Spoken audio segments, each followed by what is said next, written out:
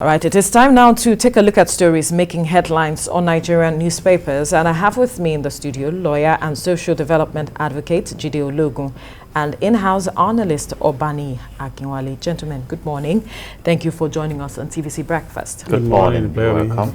Thank you. All right, we head straight to the papers now, and I begin with the First News newspaper. Collapsed building, 9 persons pulled out alive. Collapsed building, 9 persons pulled out alive. To the Daily Trust now, Ikoyi building collapse, outrage, agony as death toll hits 20, many still trapped. Another 2-story caves in, a lawyer to sue government seeks compensation for victims' families. Excuse me. And to the Punch newspaper now, APC convention date shaky, party battles crisis in 13 states. You find details on the pages of the Punch newspaper. To this Nigerian newspaper now, Anambra election, INEC, we are ready. Total lockdown from Thursday, security agencies.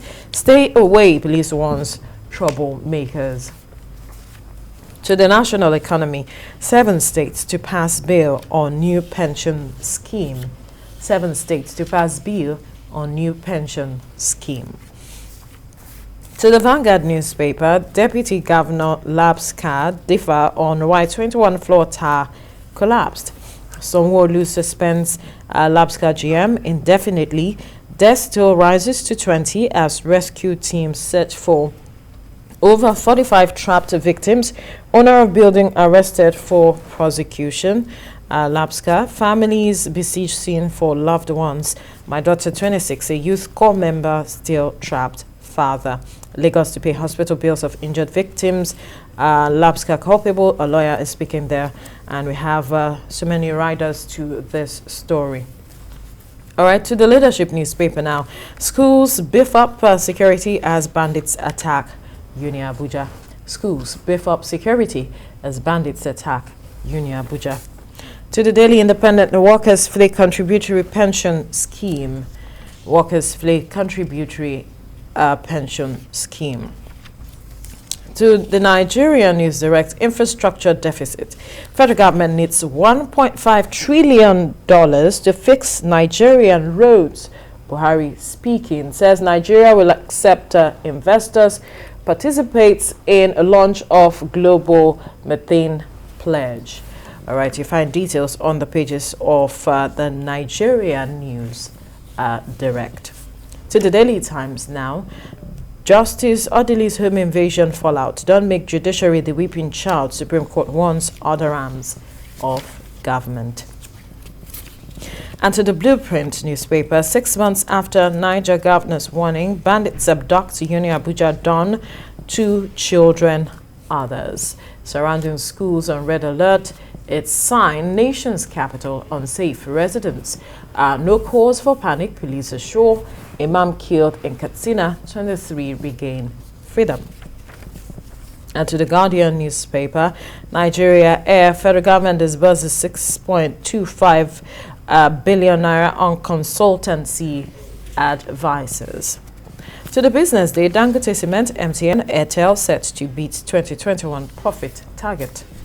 And on the Nation newspaper, victims' relatives besiege collapsed Lagos building site. Death toll now 21. Sanwo-Olu suspend official, promises transparent probe. And to the Nigerian Tribune, Justice Odili's house invasion, impunity taking too far. Supreme Court, body of Sands, meet Malami, the man's probe. It's part of plot to hijack 2023 elections, PDP. And finally, on the front page of the Daily Sun newspaper, bandits' invasion of Union Abuja provokes fear, tension in the Federal Capital Territory. FCT Minister gives security agents marching orders. Varsity staff rescued. Attack shows helplessness. Failure of Buhari's administration. PDP reacting to that incident, and I want us to begin from here because there are so many stories that we'll need to look at, but let's begin with this invasion of Union Abuja that happened early hours of yesterday. Although one person is said to have escaped or he was rescued, whichever way. But there are those who are saying that this is the closest we have seen the invasion of bandits into the Federal Capital Territory, and this kind of attack is already sending some kind of palpable tension and fear in the minds of a lot of persons, and schools around the university are already on red alert. But gentlemen, let's get your perspective to this development. I'll begin with you, Jide. You know, it's quite worrisome, like you mentioned, particularly when you position it against the promises of the federal government to ensure that these frequent kidnappings are curtailed. And like you mentioned, the Federal Capital Territory is the seat of power in the country. And when these terrorists, even though we have chosen to qualify them as bandits or for whatever reasons, are desecrating the Federal Capital Territory in this manner, we should be worried. But worried to what extent? Right. Recall that recently they were in the Nigerian Defense Academy to carry out their nefarious activities at a time the home or the residence of the chief of staff to the president was also attacked. And when these criminals went to Niger State to take over some communities, a strong signal was sent out that you need to consider the fact that Niger State is very close to the Federal Capital Territory. And at this point in time, I want to go to content analysis. When the Taliban took over in Afghanistan, many were quick to say, oh, can that happen in Nigeria? And I did a study to realize that what Mohammed Omar did by establishing the Taliban movement in Afghanistan is similar to what Mohammed Yusuf has done in Nigeria, the template, you see, and now they are mobilizing and getting bolder. Don't also forget that these so-called bandits brought down a fighter jet. In fact, one of the fighter jets in Nigeria disappeared until now. Now we have all these accounts, and the big question you ask yourself is this government capable in fulfilling the primary purpose of government as enshrined in section 14 subsection 2 of the Nigerian Constitution, that says that the security and the welfare of the people shall be the primary purpose of government, and that is on one side. Secondly, what about the fate of education? Right. Reportedly, about 10,000 schools have been shut in the northern part of the country, about 12 million children traumatized and scared of going back to school. So that means that the war against education commenced by the Boko Haram appears to be winning. And we hope that this government will wake up and fulfill the mandate of governance. When you say wake up, we've been having incidents like this, and I'm wondering if we still need to be talking about waking up at this point. I wonder, what do you think? I think we just like discussing too much in this country. We all know what the problem of this country is, except we are fooling ourselves. And the problem stares in the face every day. And what is the problem? The landmass of Federal Capital Territory is about 7,000 plus square kilometers. And I am sure if you go to some part of the world, you discover that the landmass or the population of Abuja is as big as a country. Now, as we speak in Nigeria today, we don't have up to 500,000 policing officers.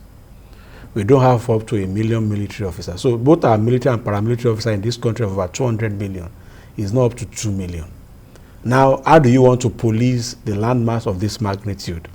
Now, to run more sort of injury, we have Operation Python Dance, Python Whip, and what have you going on across the country. And just a few days ago, the Inspector General of Police, in a very undemocratic manner, so to say, simply because it's only in Nigeria that we continue to announce that we are deploying 1 million officers to a location at the detriment of other locations, told us that they have deployed 2 DIGs, 5 AIGs, 14 CPs, this number of so to a state like Anambra, that you can actually take about 6 of Anambra out of the landmass we have in Abuja. So what you ask is that the rest of us in this country, what happened to our security since the deployment of those number of forces? We saw the number of forces on the display on the street of Ndemili in Anambra in terms of Nigerian military. We saw the number of ammunition being paraded there. Are these available for the FCT? When we are saying that the FCT is not safe, have you forgotten so easily that President Muhammadu Buhari just, by the time he traveled to Katsina, just close to President Buhari's Daura village, they were kidnapping. Yes. And don't forget that they are planning to set up Air Force base there. So the insecurity stares us in the face every time. And we know what the problem is. The problem is what the Babawolo said. He said, the children of the poor you failed to teach will come back to hurt you. And that's what is happening. Because people are hungry, people are angry, and the system understands that the only way you could make all of us to continue to discuss is to create this level of imbalances. Now, at what point do we begin to understand that first responsibility of any responsible government is security of life? At what point do we continue to fight on 10,000 police recruitment? A few days ago, they said the 7,000 recruitment for all local governments in Nigeria are yet to be paid. Right. So people are not paid. The security is not available there. The condition of living is not habitable. So even the policeman on the street cannot even feed himself. And yet we are deploying all our arsenals in terms of security to the Anambra state at the detriment of other states. Everything we need to do in this country now is military. You know what is interesting? Civil defense, road safety, immigration are retrieved from across the country to go to Anambra. So what it means is that from the October 30th till possibly November 10th, the security apparatus from other states or part of this country has been suspended. That is one. Two, at what point should our university community begin also to look inward in terms of our research? We should clearly see now that if we continue to wait for government to help us save our life and property, it's just in jeopardy. But there's a limit to which universities can go. Yes, there's no limit when it comes to your security, because if the bandits can go into Army College and pick up a Army major, I don't want to use some swear words. How do you say a professor, the guy that only comes with marker, will not be just be unpicked like chicken? So what I'm saying is that it is high time our institutional organizations begin to look how we can protect ourselves as Nigerians, because it is obvious now that the only people that are protected in this country is that man that was elected to have 2 DSS, 2 army, 2 police, 2 civil defense, 2 man of war. The rest of us are the mercy of all. So the university environment should now look at how I saw an exhibition that the president of Bahrain or the king of Bahrain going for an exhibition in Dubai, and while he was going, you saw a robot behind him. It is not impossible in this country to develop technology that will help us alert us of intruders. We have best brains here. But if we are waiting for this government that are releasing 75-25 and allowance to ASU, NASU and SANU to save people, it is not going to happen. If we are waiting for Police Service Commission and Police DIG that are still contemplating who is supposed to recruit 10,000 police for a nation of 200 million, after almost 1 year, it will not happen. And yet, people's life is going to be endangered. It is not about FCT. It's everywhere in Nigeria. All right. This time around, we will be looking at the front page of the Nigerian News Direct, where the president is saying that the federal government needs $1.5 trillion to fix Nigerian roads. And he's saying that Nigeria will accept investors and all of it. And I'm wondering, how did we get to this point? $1.5 trillion to fix Nigerian roads. Interesting, Jide. Yeah, I must commend my president for coming out with this revelation, but it's laughable. You know, I have challenged the minister who has been bombarding us with massive investments in massive infrastructure. You recall the Sukuk money, the recovered Abacha loot, and even recently, petroleum distributors, the tankers, were threatening to down tools because of bad roads. So for how long are we going to remain in this doldrum? You see, it's quite contradictory. But I'm so happy that once in a while, our leaders travel out of the country and get in touch with what is going on there. You see, the UAE discovered oil in 1958. 2 years after we discovered oil in commercial quantity. if you know the massive investment in infrastructure in that region. And what is the essence of having this massive investment in infrastructure? You create the local wealth that will attract the foreign wealth. You see, so right now in the UAE region, they have an autopilot of prosperity. Big brands coming in there. The same, Singapore left Malaysia in 1965. So what is our problem? In the same country, it's in the news today that we paid about 6.25 billion naira to consultants on Nigeria Air. Spend 2 billion naira to design the logo and launch the logo that I can design for 1,000 naira to my country. What are we talking about? Bandits are kidnapping, collecting ransom from people. We are feeding students who were not in school during COVID-19 lockdown. Yes. So I think this is an ASO mentality to governance. You see, it's wasteful, it's visionless. We are worried. Nigeria has the largest deposit of proven gas in Africa. Do you know now that camping gas sells for 1,950 and the regular one for 8,000 naira? And we fled enough gas, reportedly recently, enough to provide electricity for about 814 million citizens. And yet we are constructing railway line to Niger Republic. You see, so I think we just need to keep on the advocacy for right leadership. Look at what Lee Kuan Yew did in Singapore. And so I wish my president the best.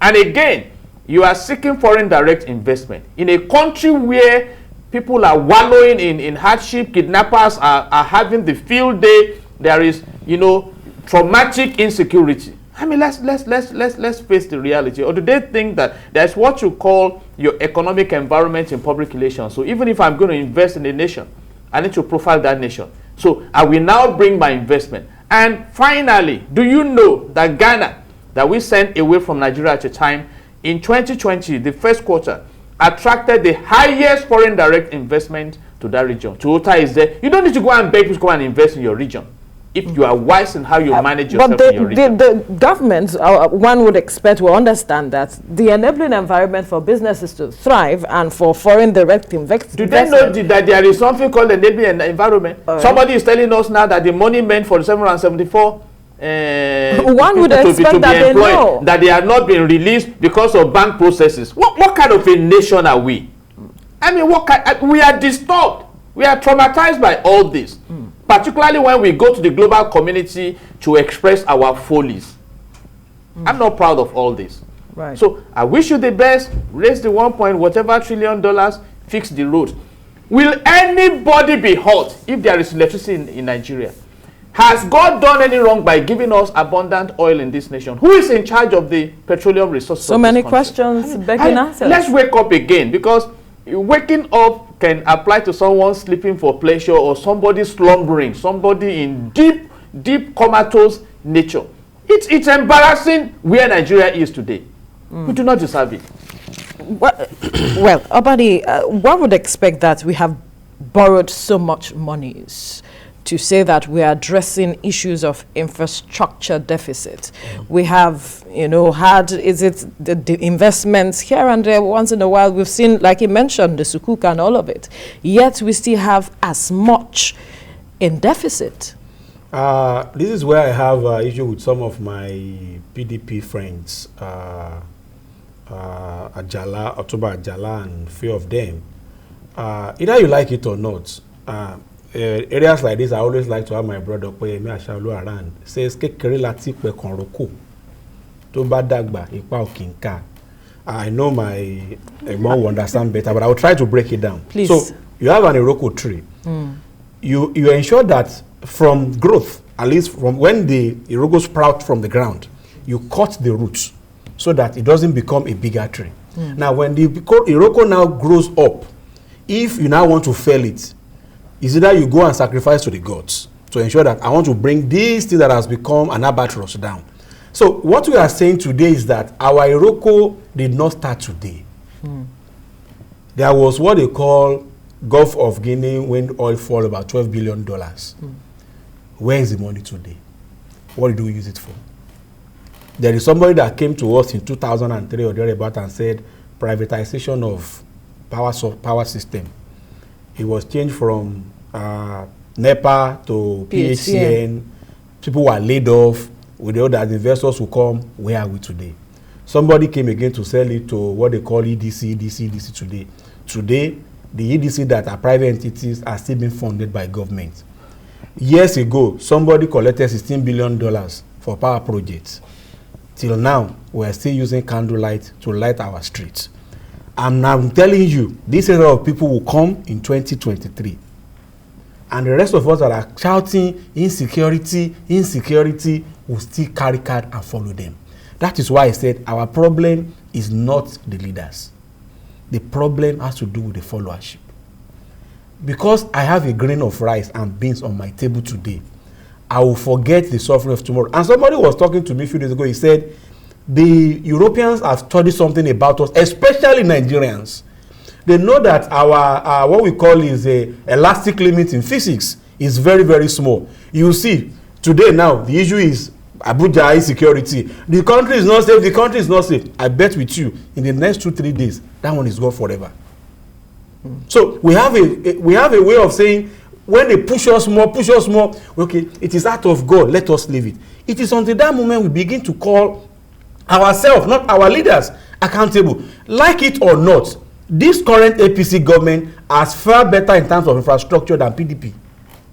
I stand to be corrected. Really? See, if we have invested 16 billion in power, Michelin and others will not leave this country to go and set up in Ghana. If we have bought military equipment for our military, all in the name of somebody afraid that the military authorities can do coup, we do not need to start buying Super Tucano now. If the railway service and what the likes of Jack and they were doing those years are still functional, nobody needs to borrow money to do railway service from Lagos to Ibadan. If Lagos-Ibadan Expressway since 1999 has been completed, nobody will need to go and borrow money. If Apapa also the expressway have been done, no government will start looking at tax whatever to do express route. Then you now ask yourself, there are certain things that are happening now in this government that sometimes marvels me. Say for example, you will hear the central banker of the government, CBN, doling out 500 billion. As what? Father Christmas? Few days ago, we heard that NNPC, in their own power too, is doling out 621 billion to do road. As what? In what capacity? Are they now federating units? Or what capacity? So you discover that by the time the tanker said they want to go on strike, and NIPC came and said, we are doing this number of roads across the country. Did you see the tanker driver complaining again? So what I'm saying is that the problem, apart from we have 40 leadership, the followers don't even know what we want. If tomorrow I said the road to TVC is not properly tarred and Lagos road is very, very bad, if Governor Sanwo-Olu said to tar the road from TVC even to my doorstep, you will not hear me against the Lagos road is bad. Because your need has been attended to. Until we have followers that know this is what is good for the Giz, good for the other one, we will continue to have this kind of leadership. And no matter what we say, if the subsequent administration in this country, as you know, when Mrs. Desari Alisi was crying on Biniore Road, and everybody thought that this is the Messiah has come, they will fix this road. Do you see that road is still there? Have you been to Abuja and you see every day there is construction? Have you seen that even the road that are constructed in this country under 1 year, you see the road start coming back? Do we have it yesterday doing that? So if we follow us, look at what happened even at the collapsed building. See what we are having. The problems, yes, we say the leaders, what are the followers? What do we want? What are we asking from them? What are we asking them to do? And when they discover that what the followers want is toast bread, they give us. And once you eat your toast, you eat your breakfast, lunch and dinner at a seat. When it is the lunch time, don't complain. When it is dinner time. So what we have done, when we refuse to invest in those infrastructures, when we have the windfall of Babangida in 1991, when $16 billion was wasted by Jefferson and Co. and allegedly by the vice president, we have eaten our breakfast, lunch and dinner in those years. Now we are starving. Paying for it. So that's exactly what is happening. And until then, the followers begin to do what is right, ask for their leader, and stop following them dogmatically. See, 1.5 billion is just a tip of what we are going to work. Very soon, they will be knocking around and say, borrow us your cooking stove because we need to save for this country to grow. I mean, I ask a simple question before we go. So what happened to the end-SARS protest? We have kept what was the response of the government? And that is what has changed? Taking the side of the followers. I must commend followers in Nigeria. Okay. Many have been killed, many have been jeopardized, many are struggling. So do we have that responsive democracy? When people are collecting money, you won't collect it, I won't collect it. What I'm saying is that the end-SARS protest, just 1 second, we need to have responsibility. Just 1 second. Immediately they said they asked 5 for 5, compensate people that are killed. Have we changed the system that created that problem? No! The policeman, the man doesn't have food, he doesn't have clothes, he doesn't know what his psychology is not okay. These are issues that we have been talking over and over. These are issues we talk about over and over again. We need to leave this conversation here. Gentlemen, thank you so much, Obaniyi Akinwale. Jide Ologun, thank you so much. God bless Nigeria.